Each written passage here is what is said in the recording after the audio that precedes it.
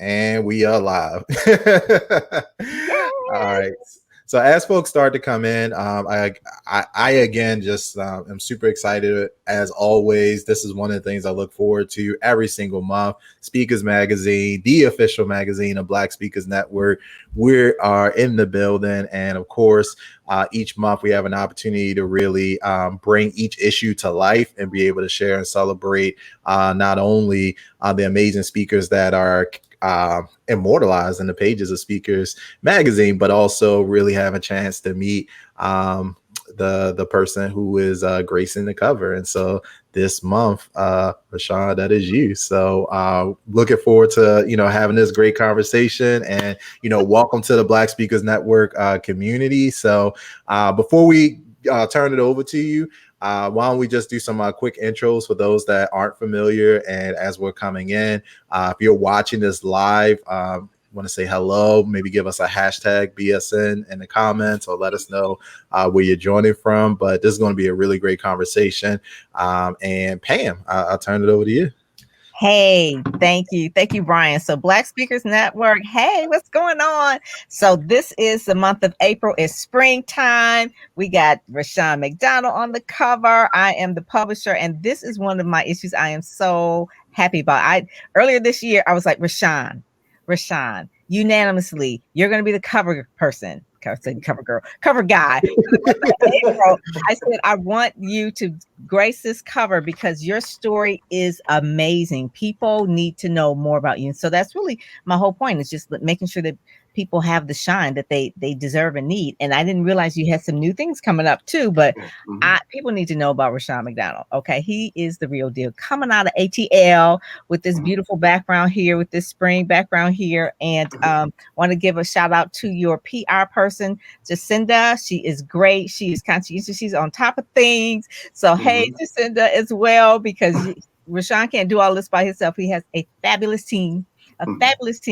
Just want to say thank you. So I'm Pam Perry, speakersmagazine.net. Go and get it, download it, print it, subscribe, share it. It's free. Okay. Be in it too. Be in it. Right? And be in it. How about that? Be in it. If you're a speaker and you want to get known, that is the place where you want to be. Okay. All right. Absolutely. Thank you so much, Pam and Mark. Y'all are just two of the most consistent people I know, and Speakers Magazine is the place to be. And so, Cier, do you want to do a quick intro? Sure. My name is Cier Black, and I am the creator of Broadcasting Your Brand, where we give brands a voice. I work with personal brands who want greater exposure, who wants to connect with their audiences, as well as increase profits. I also have the privilege and honor to work with Pam Perry and Mark on Speakers Magazine, and have the honor of interviewing the cover for that month. So I tell you, I love that job, and it's nothing but fun. And this month I had the pleasure of interviewing Rushion. So I'm ready to get into it, because there's a lot that I wasn't able to cover that hopefully we'll bring out today. Cool. Absolutely. And so, Rushion, again, welcome to Black Speakers Network. You are obviously no stranger to the stage yourself, and for those that have not met him, I really want you to take a moment and go check out the article in Speakers Magazine after this interview, because Cier, you did an amazing job as always, really capturing. It must be so challenging to be able to synopsize somebody's life, career, and all the things that they do into an article, but you somehow are able to pull it off. And Pam, you do such an amazing job of finding so many great thought leaders. So but if you haven't met Rushion, one thing I gleaned from the article is that you are a Renaissance man. You're a man of many skills. We were just talking about your culinary expertise, and now I'm hungry. I just ate and I'm hungry again. But I'm super excited because you've not won one Emmy, but two Emmys. So 2-time Emmy Award winning executive TV producer, social media influencer. You've written sitcoms, been a consultant in the banking industry, of course, professional speaker, podcast, but just an incredible career that spans over 30 years. So I want to go ahead and welcome you to Black Speakers Network, and congratulations on being on the cover this month. Oh, thank you. Thank you very much for allowing me to be a part of this magnificent opportunity. My life really started when I was in school. I was with that But if you haven't met Rushion, one thing I want to go ahead and welcome you to. Oh, that's a little feedback. Don't worry about it. Okay, cool. My whole thing is that my life started when I was 18, and I always tell people, especially when you hit that 40, 50, 60, there's a certain hesitation that people are rut that people tend to get into about what does their future look like. Because when we were 18, 40, 50, 60 seems so far away. It seems really confusing as to what we will even do. And next thing you know, you are 40, 50.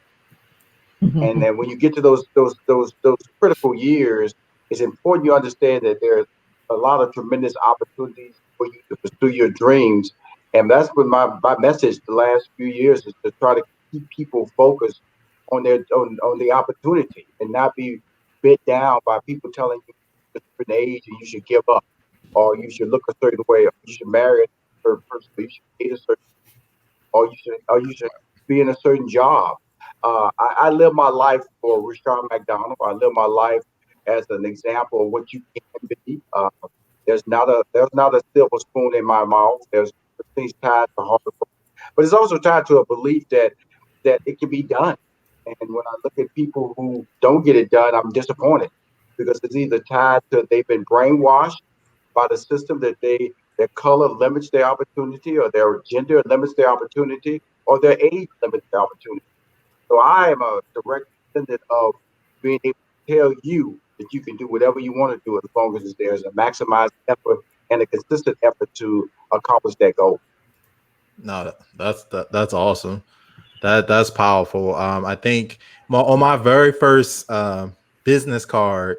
By the way, I didn't even have a business at the time. I just had a business card. Good for you. It was old. You make it. Yeah, Vistaprint, man. They have you out here stunting, but it was old International, and it had like the little waves of the ocean on there. And at the bottom, though, it had the quote, success is where preparation and opportunity meet. And that's still been one of my favorites. And just kind of thinking about what you're here, it's sometimes crazy because a lot of times we will want to like plan out like, hey, 10, 15, 20 years or even 5-year goals. And it can be really challenging because the world is changing so fast. There are so many opportunities that are coming up all the time. And so you really need to pick a, general direction and an area of expertise. But in terms of opportunity, you need to be moving. And then when those opportunities come, make sure that you're ready to be able to take advantage of that. And it seems like you've done that over and over and over again. Well, I would tell you this, Brian. I would tell you this is that what happens is time is what stops people from pursuing opportunity. Especially that's why a lot of people don't go to college. They see 4 years. That's why people don't buy homes. They see 30-year mortgage. It's that length that really frightens people. But guess what? People are willing to live 30 days at a time, because that seems like that's normal. It seems like I can make 30 days. But really, you can live a cycle of 90 days to 6 months. Because once you start living that cycle, then you can start projecting saving money. You cannot save money if you're living 30 days at a time. You can only save money if you start living 90 days, then 6 months, and then a year. And then you can do the things you want to do. You cannot accomplish goals based on short-term aspirations of 30 days. And the average person in this world operates on 30 days. That's why they're frustrated. That's why they can't achieve anything. And that's why they cannot save any money or invest in any stock. As you all know, during the pandemic, when unemployment was rising, the stock market was on fire. There were 500 additional billionaires made in 2020. 500 additional. Wow. There are only 2,800 of them out there, but 500 were created in 2020. So that lets you know that there's a generational thing that's happening, and it's happened to how you plan your life. And how you plan your life and pursue it is tied to time.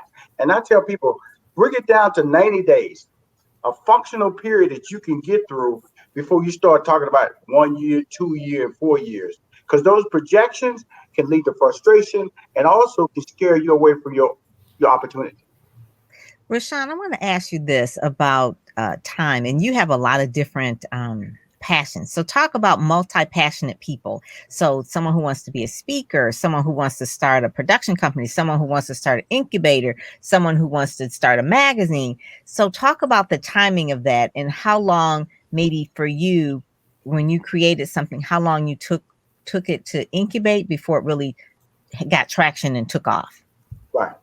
Well, it's really interesting because I managed Steve Harvey from 2000 to 2016, and my whole thing with Steve Harvey was to have an unlimited opportunity checklist for him. I didn't believe that he was a Black comedian. I didn't believe that he only entertained Black people. I didn't believe he was a guy who could be on one single radio station. I didn't believe that I felt he was a brilliant individual who was relatable to anybody who actually allowed him to speak. And so when he was a crossover talent, as you see now, he is a crossover talent, and he's achieving it at a maximum level. So I asked you this question that you asked me. People always want to know about multitasking. That's my gift. I can multitask. I can do 5 things at one time and don't break a sweat because I set goals and I'm a planner. And this is how I really work. When I go to sleep, I get up at 4 a.m. I get up at 4 a.m. Now that always frightens people when I say that. Oh Lord, Jesus, go ahead. Oh Lord, I can't do that. Okay, well, guess you have to have a set time to be successful.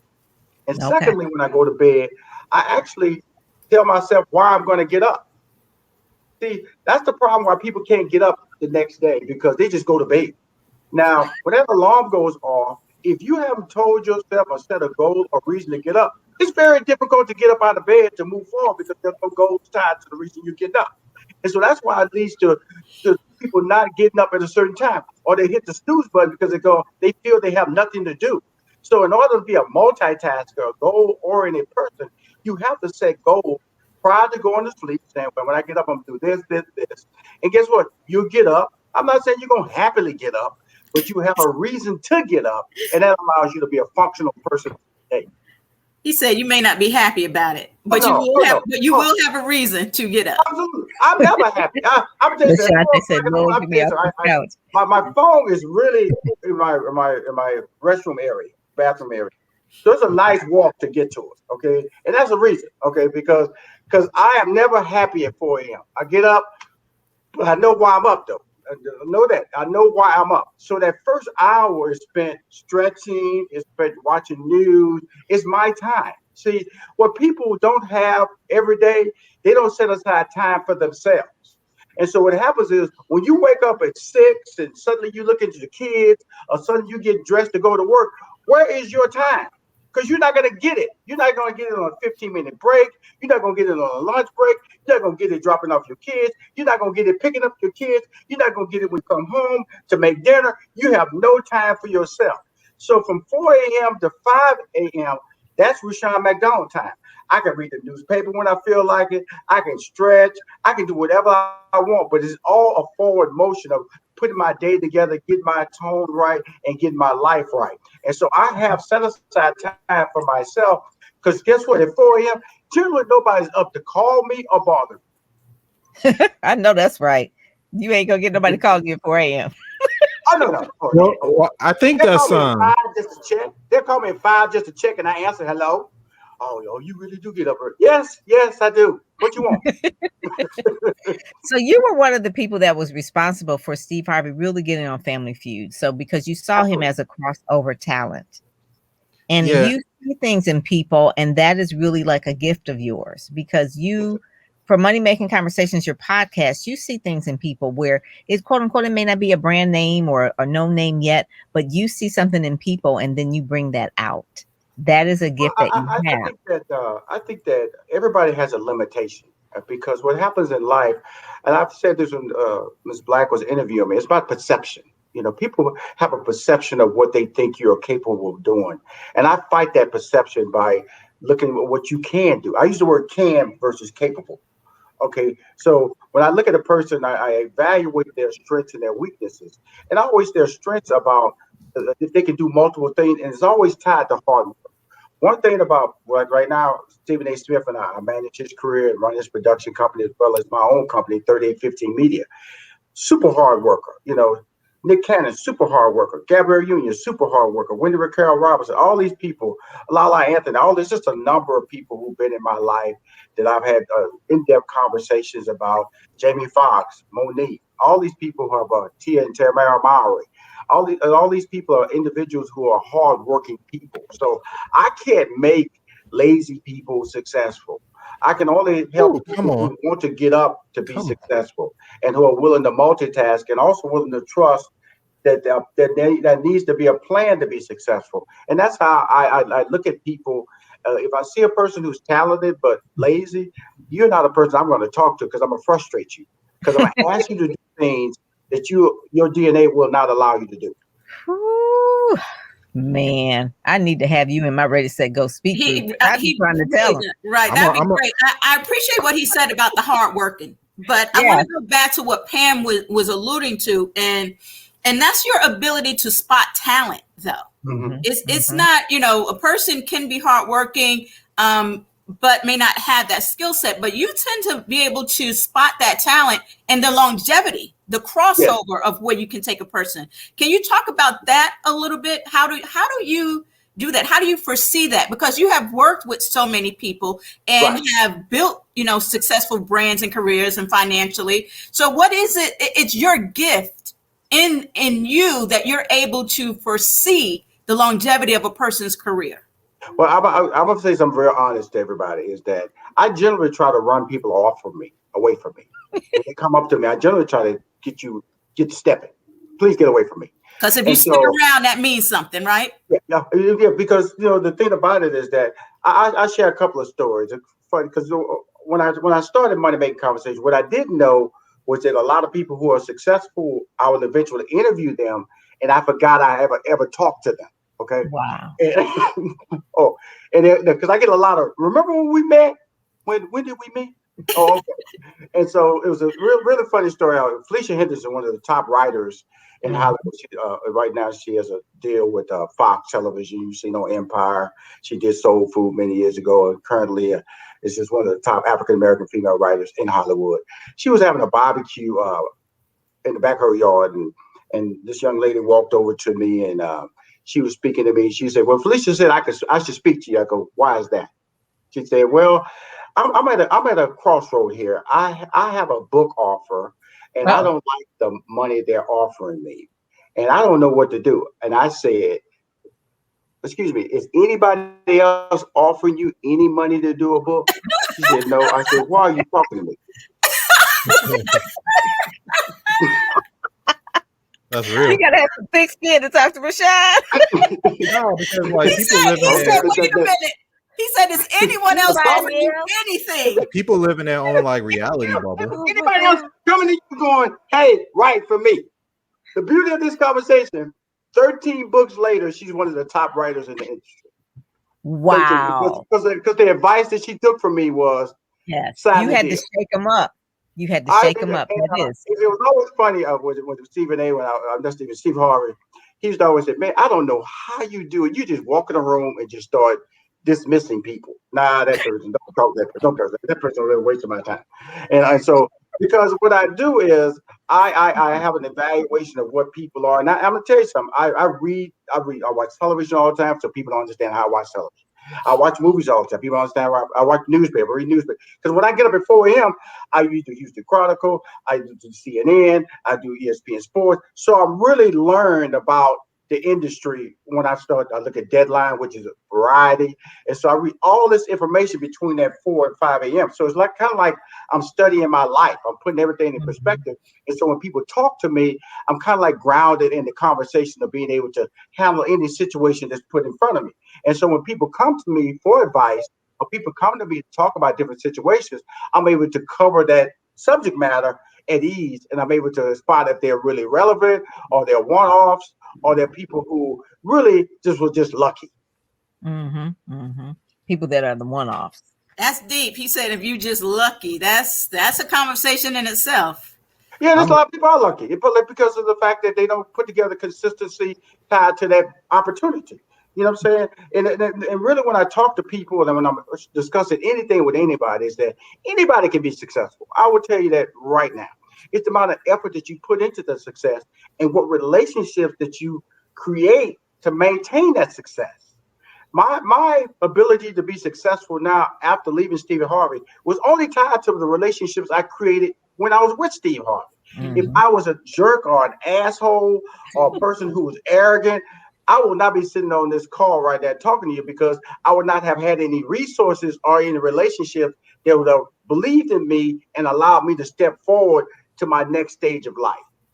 Well, something that's I mean, I always have looked at Steve Harvey and was just in amazement of how he's able to do the things that he's doing. And talking to you, it helps me realize that, because it's like, first of all, I'll just let everybody know here, if you didn't know, like, I actually have a secret goal of being a host of Family Feud at some point in the future. Now, well, I can see you doing that. I can see you doing that. He's probably gonna have to get wheeled out.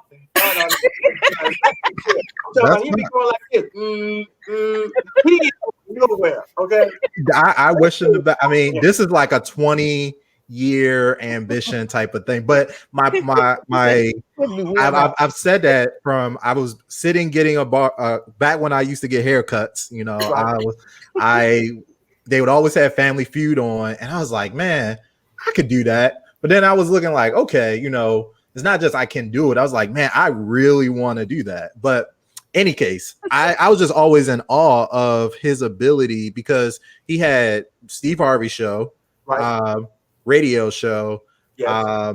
Every day. That every day. I think at one point that even crossed over to, I remember when he was hosting like Little Big Shots, I think. Yes. So it was like, and television is aggressive. Like okay, Brian, let me back you up then. Go ahead, sir. Family Feud, that was me. I co-created and launched Steve Harvey Radio Network. We went from 4 to 84. Wow. The Steve Harvey Talk Show, that was me, co-created.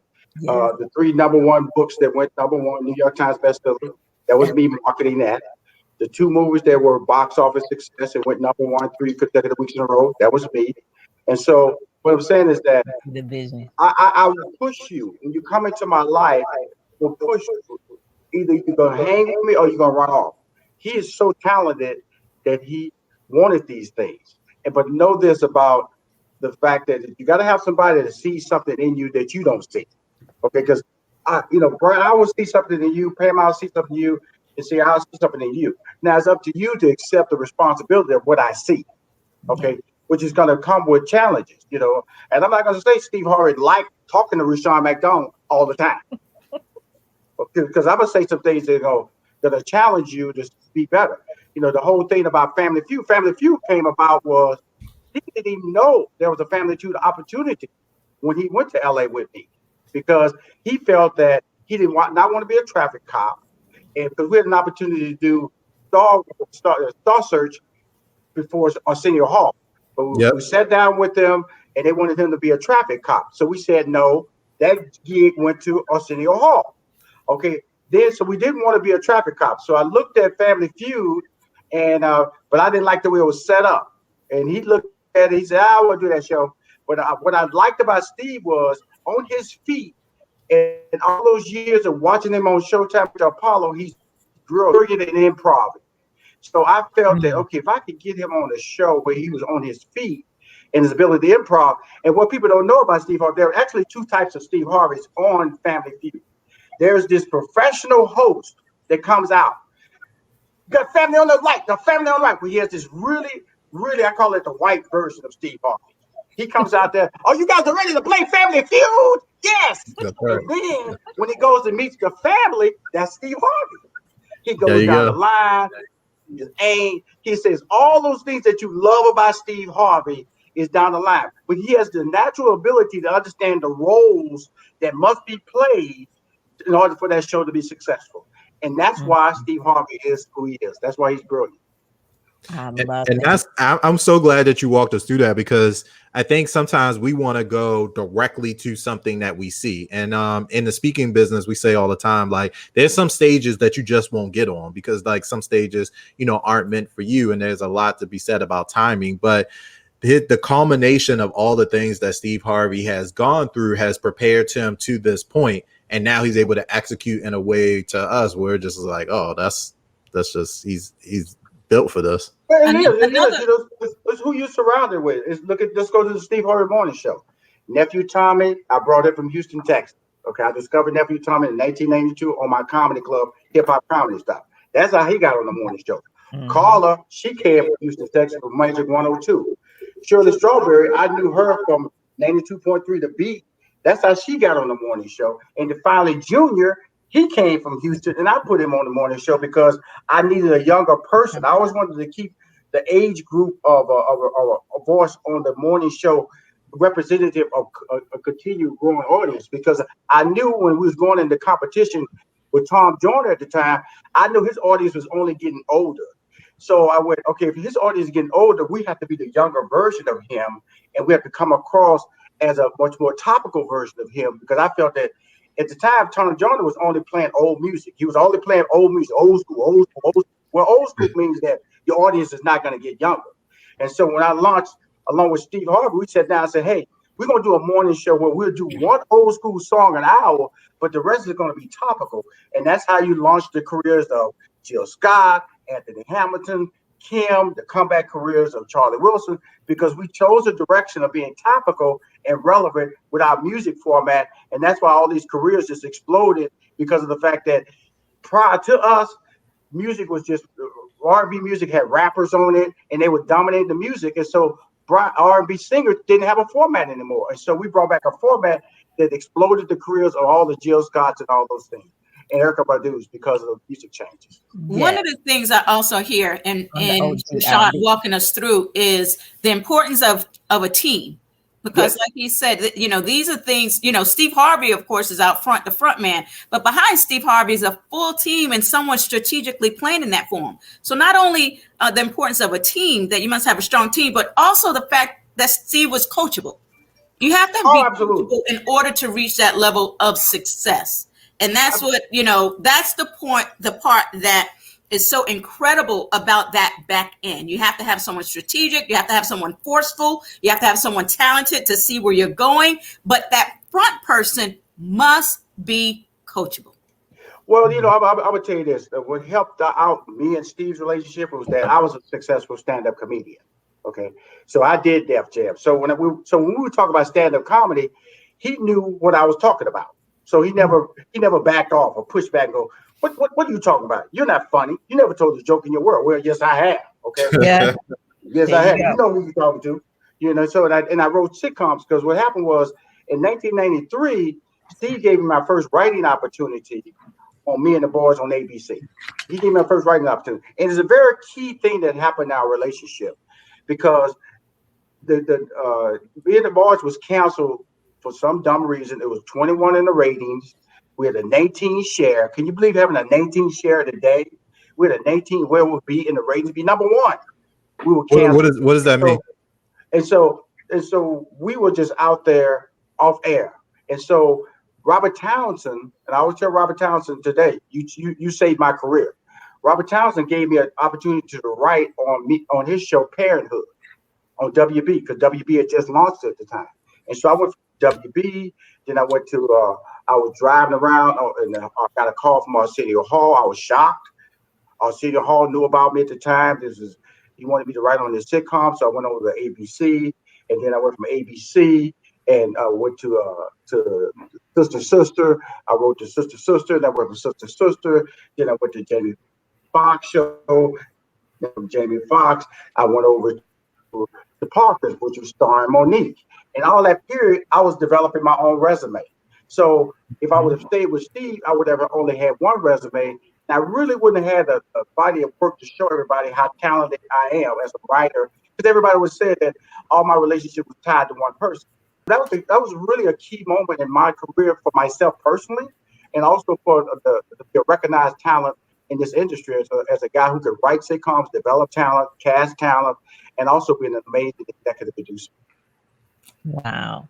Black excellence. That's why you do that money making conversations, because you talk about Black excellence. All those connections were really about star power of Black. Jamie Foxx, Monique, sister, Robert Townsend, and the whole thing of why we do Black Speakers Network and Speakers Magazine for Black people is that we got to help each other. These are relationships that are like the lowest hanging fruit. These are the first round. These are the people that you would expect or to help you.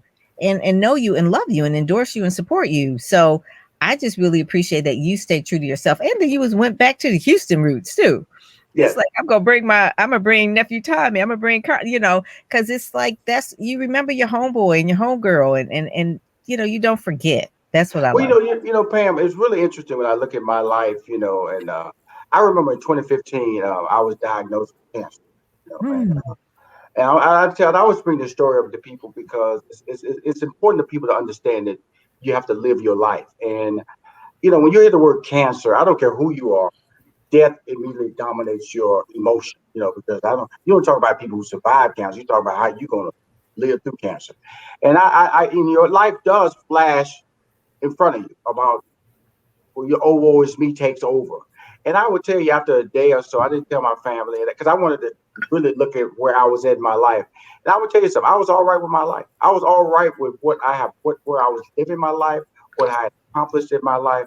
And I had no regrets. And so when I talk to people and being on the cover of your magazine, it's important to tell people that I'm on that cover because I live my life. I'm on that cover because I reach back and help people out. I'm on the cover because I don't feel I'm that so special that I can't make somebody else special. If I give you an idea and you make $1 million, then I'm on the front for champion that cause, not asking for 10%. That is my DNA. That is my MO. That is how I operate, and that is why I've been successful. And we'll always be successful in this business, because in the end, it's about you, what I can do for you, because I'm gonna get something out of it. That's how God works. If you allow yourself to be the vessel of opportunity, you receive the fruits of your labor. Mm-hmm. There are three things that really I took away. I have the privilege of, when I interview these people, always taking something away, life lessons for me. And the three things that really stood out to me about Rushion was, first of all, that he was transparent, because he shared several stories as to where he had to pause and give thought to where he was. And he just mentioned, he said, people thought I was just only Steve Harvey's guy, but I have much more. So he was transparent. He was very authentic. He is who he is, right? And that's a good thing. But the third thing is that he's also very generous. So when he says that I wrote about him really wanting people to succeed, he means that. So he's willing and to share that knowledge with others, and don't hesitate, because he wants everyone to succeed. So those are three things, transparency, authenticity, and he's generous. And he's right. Being in that position, it will come back tenfold. But those are the gems that he instilled upon me just in that time I had to interview him for the cover magazine. So thank you for that. Well, thank you. I when you get a chance to hear yourself, because this is all about when you articulate, when you're looking in the mirror, and when I wake up at 4 o'clock in the morning, the first thing I look in the mirror is myself. I look at it, and a lot of people don't see themselves when they look in the mirror. They're frustrated by the process, and they let that overwhelm who you really are. When I look in the mirror, I see my age, I see my eyes, I see my weight, I see everything. But also more important, I see is opportunity, because I woke up and I can pursue the goals I have in place. And that's how I look at everything, and look at everything from a forward thinking perspective. And I don't limit myself. If you give me an opportunity, I will pursue it, and I will make it happen, and I will give 100% effort. If it's not something I feel has any value in me as far as giving you an opportunity to be successful, I'll walk away from it. I don't care how much money you offer. That's very real. Wow. Yeah, so many nuggets to unpack here. I'm going through the comments. I'm looking, like, you got a lot of fans on here in BSN. I just want to tell you. As he should. Yes. But Brian, he done shaped all our minds with those TV shows he wrote for, right? All of them, we were raised up on those. Absolutely. So I just want to share the cover, and as we kind of get into this issue, Pam, again, congratulations on such a phenomenal. I don't know how you get these like layouts and everything like that, and this is already like. Rashad knows. We were working with this picture for a while, right, Rashad? Absolutely, yeah. Here's the deal. I am so impressed, and the thing about me is that it's about relationship. I remember when I stopped managing Steve in 2016, and he and I both knew there was time for a change in both of our lives, and it was a good thing. That's why you don't hear anything negative about our relationship, because our relationship is solid. But he had dreams and I had dreams. What was my legacy? But when I left my legacy, I didn't have a plan. That's why I would tell people I didn't have a plan when I exited my relationship with Steve. I was just sitting out there. I would call people, they pick up the phone, but basically I believe they thought Steve Harvey was either still tied to me, or when I scheduled a meeting, he was going to actually walk in the door behind me because I didn't have a plan.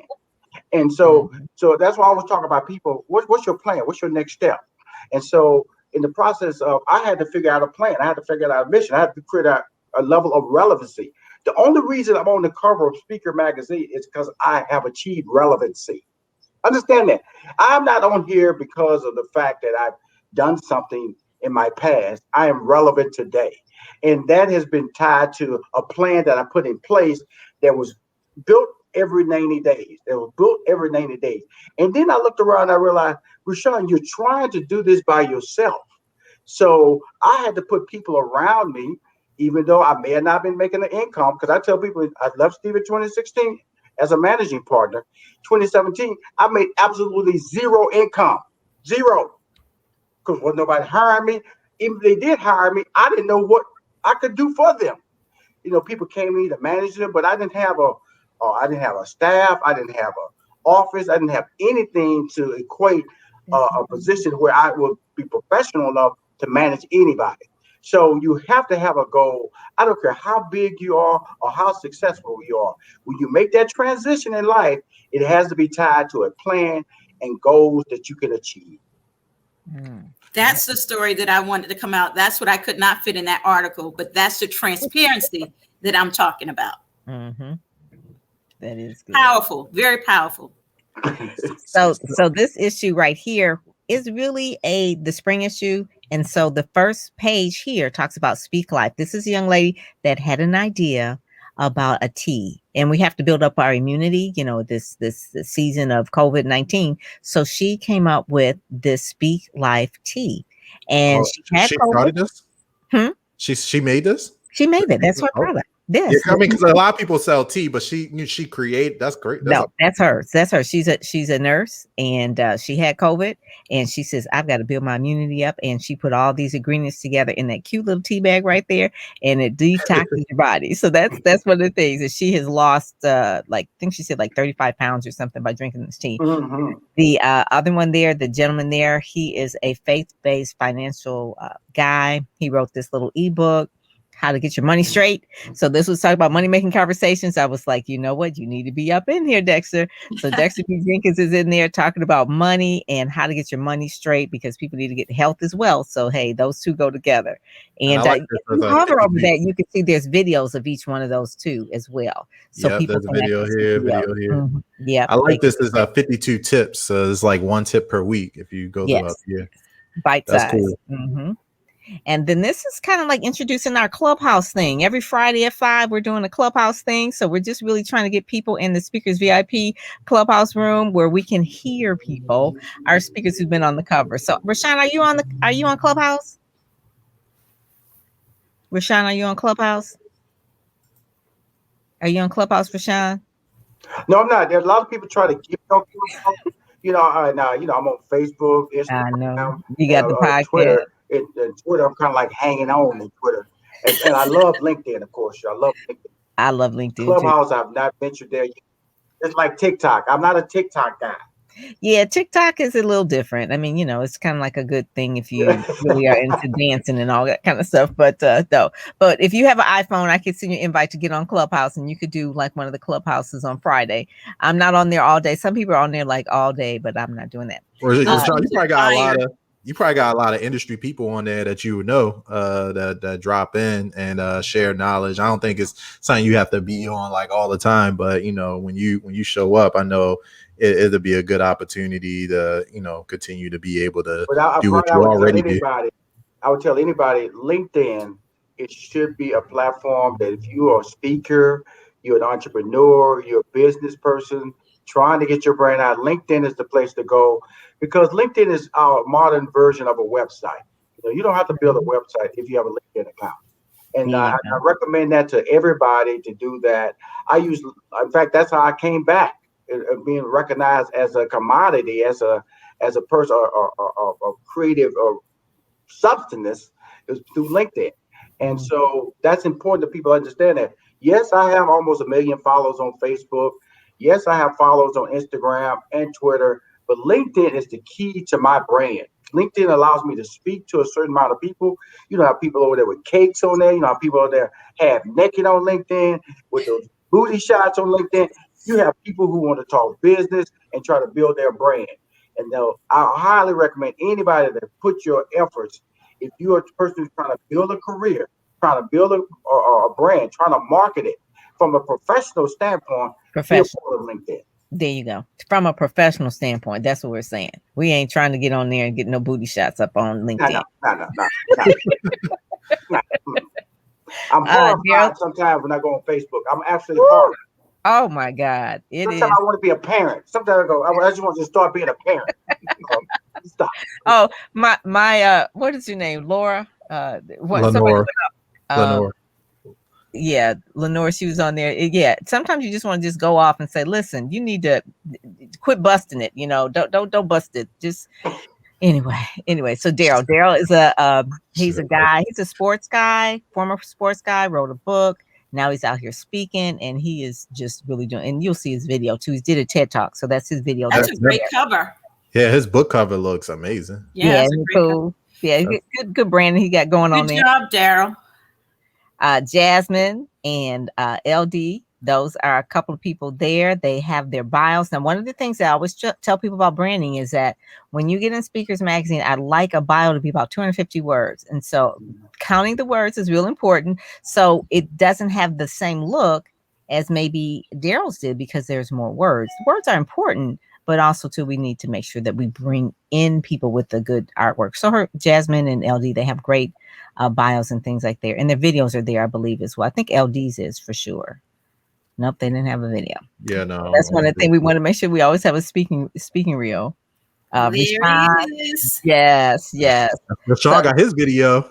Tell us about this bobblehead. Tell us about this bobblehead, Rashawn. Yes. Well, you know, the interesting thing that you go in my studio, I got a bobblehead of Anthony Brown. I have a bobblehead of Steve Harvey, you know, before he had the haircut. And then this whole concept of and then I was doing a campaign with ESPN with Stephen A. Smith called a mini Stephen A. And so this whole bobblehead concept now my staff go, you gotta sell these things, you gotta sell it because there's been so many people have been reaching out trying to get these things. Somebody asked me about it. Whether or not they could buy it. And so I go, it came out of just marketing. And it came out way better than I expected to look. I'll be honest with you. It looks just like you. Oh my God. It looks just like you. And so it's one of the many things that's going to start happening in May, because May will be the 5th year anniversary of Money Making Conversations. I'll be launching 2 TV shows, Rushion McDonald. We made 6, along with Money Making Conversations. We made 6 on AI-based TV. 2 million households in the city of Atlanta. Then I'll be syndicating it nationally in the fall. Also, I will be on WCLK Money Making Conversations every Tuesday, May 4th. And then Super Radio is launching a motivational minute, Money Making Conversation motivational minute by Rushion McDonald. It'll be on 100 stations nationwide. So May is a big month for me, and that's why I felt it was a huge blessing to be on the cover of Speaker Magazine, because I didn't ask. They came to me, and I felt so honored that they came to me and said, "Hey, Rushion, would you be a part of this?" But it's all about timing, team. It's all about when you get that shot, when somebody give you an opportunity, what are you going to do with that? I'm taking it to springboard my next volume of work, my next volume of marketing opportunities, and that's what I just want everybody to hear on this. You should never sit around and pat your chest or feel good about the moment. You say, okay, I'm gonna cover Speaker Magazine. I put my staff together and said, we're gonna time everything. I pushed stuff back after this cover. So when this cover came out, now all of a sudden in May, I'm on fire. And I'm using this magazine opportunity to showcase me as a humble, successful, entrepreneurial guy with a brilliant career, but guess what? His future is bright, and that's what I did. That is it. That is it. You can't even wake up. You gotta wake up at 4. Like if you wake up at 9, you behind. Like you can't even. It's not even gonna work for you. Yes, yes. So I'm a kid, congratulations Brian. You on the laugh. If I wake up at motivational minute. if I wake up at 6, my whole life is thrown off. It really is because I have not had that 4 to 5 moment, and now I'm just rushing. I'm just rushing the whole day, and I will never have time to myself. And so my whole conversation when people walk away from this wonderful uh, meeting we're having today from 12 to 1, you got to have time to yourself. You got to block. I don't care if you're a parent. I don't care if you're single. I don't care if you're dating. I don't care if you're newlywed or you're in a 40-year marriage. You got to have time to yourself. And if you don't have time to yourself, it's going to lead to frustration. It's going to lead to inconsistencies. It's going to lead to you being wondering about what happened in your life. And then that's when those negatives pop up. Age, relationship, what have I done in my life? Or what can I do in my life? None of those things pop up in my life. They really don't. Because I am living the life that I have chosen to live, not because somebody told me I had to live. There you go. That's it. That's it. I want people to know they can go to Money Making Conversations and listen to the podcast because you interviewed Ben Crump, who's one of my heroes. So make sure that people go back and listen to those podcasts as well. They can listen to them anywhere they listen to their podcasts. Here's a funny story I'm going to let y'all know about Ben Crump. Every time I meet him, he calls me mentor. He's a mentor. Oh, I love it. I love it. And so backstage, I think it was 2016, 2015. Yes, we was in Atlanta doing the neighborhood award. And he came and he said, mentor. I said, huh? He said, I'm Ben Crump. I said, okay, cool.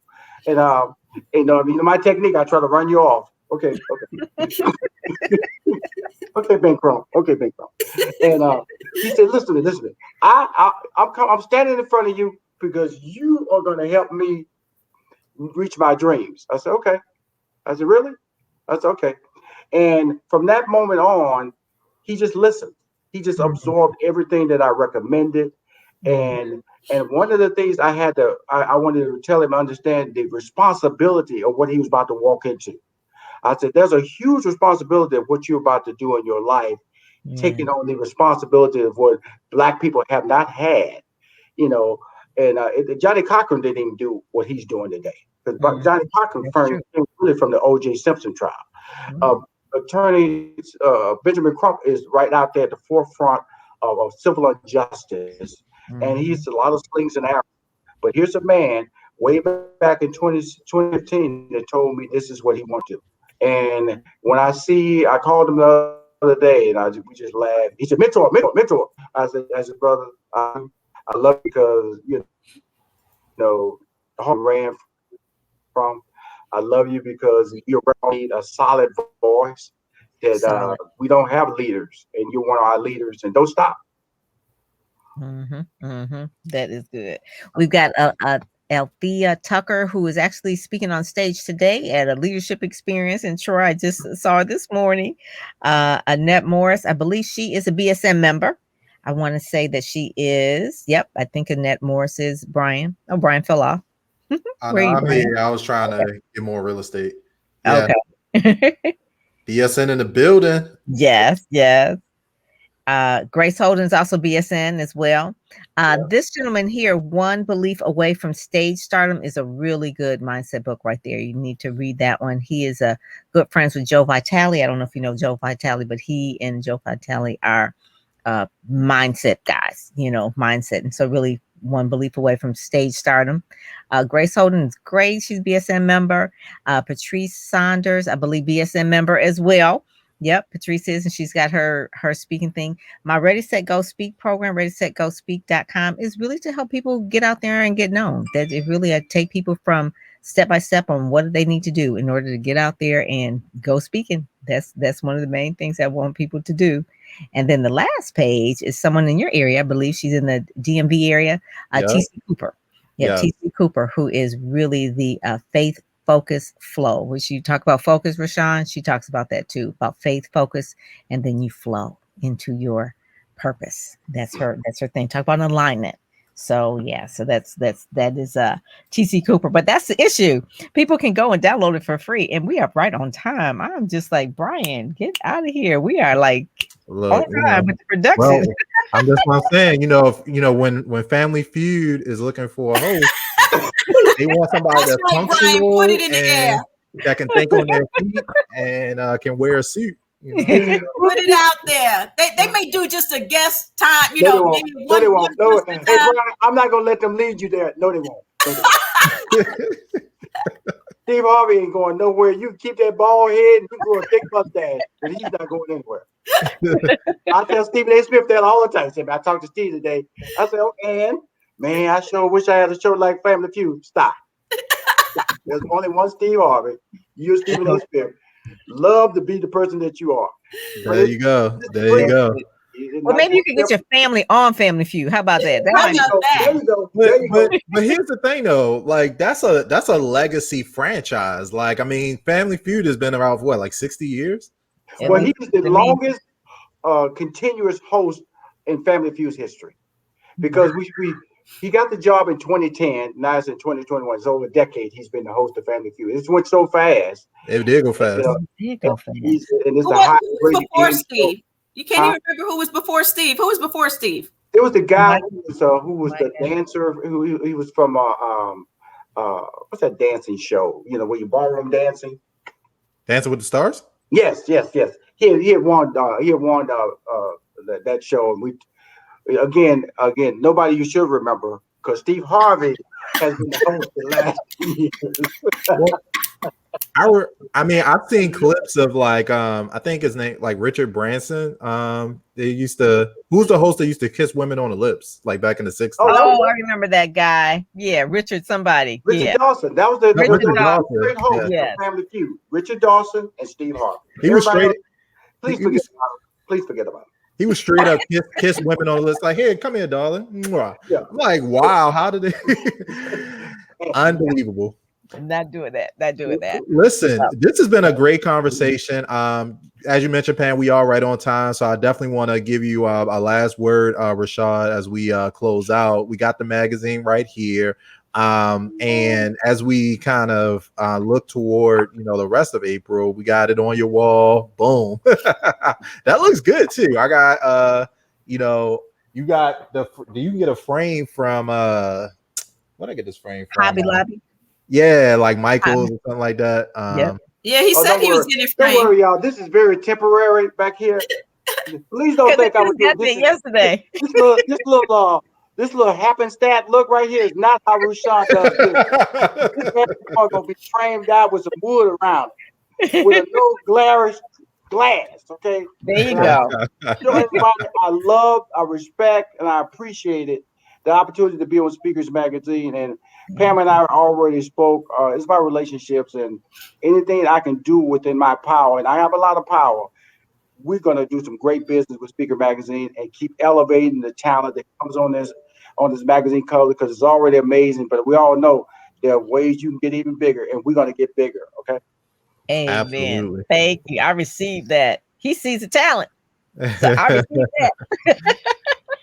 All right. Well, we are done. I did drop the link into the Facebook group. It's here also. If you are interested in being in the May or future issue of Speakers Magazine, make sure you have your stuff together. But go ahead and apply. Speakersmagazine.net/advertorial is where you do that, and also all the information and the form to move forward is on there to be able to get started.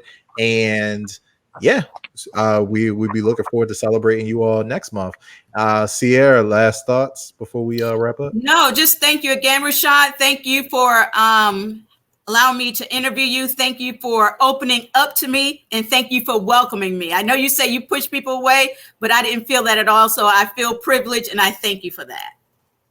Awesome. Pam? Oh, I just want to say this has been good. Have a good weekend. This is spring. I'm just so excited. Just so excited. Tell Mark Hyde for me now. Got to tell my boy Mark Hyde now. Yes, right? he just hears you. He just hears you. When we get down to ATL, we're gonna check out that offices over there. Oh, a home cooked meal right here. Oh, there you go. We gotta have some Georgia peach something. So whatever it is, make it some kind of peach something. Okay. Don't threaten us with a good time, Mr. McDonald. Like I got some Delta points to use. Use Don't it. worry about me. Come on down here, brother. I got something waiting on you to fill up all your appetite. Ms. Black, I know you're in Atlanta. You have to come by. Absolutely. All right. That is y'all. all righty. Thank you. Take care. Take care. We are out. God bless.